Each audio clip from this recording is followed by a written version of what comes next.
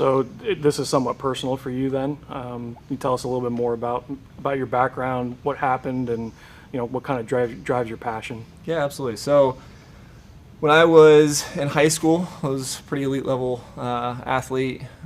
Started throwing 90 at a young age. Freshman, sophomore year of high school. Was ranked pretty high, had high aspirations, a lot of interest from professional organizations, colleges. My senior year of high school was supposed to be a top 5 round draft pick, and was going through the process, all the scouts coming into the home and all those fun meetings. About 60 days before the draft, I had Tommy John surgery. So that ultimately kind of cut my opportunities short in that space. Ended up going to college and just wasn't quite the same as what I had been.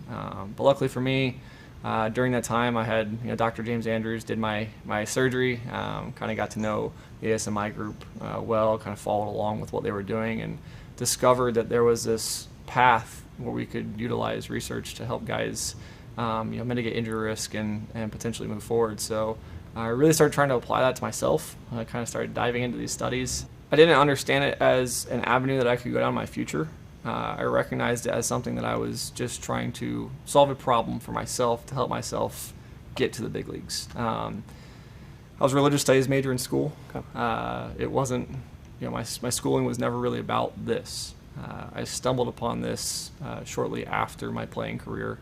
This was a path that I could go down to help others not go through what I went through and utilize that data and that information that I was picking up along my path to help others not go through what I went through.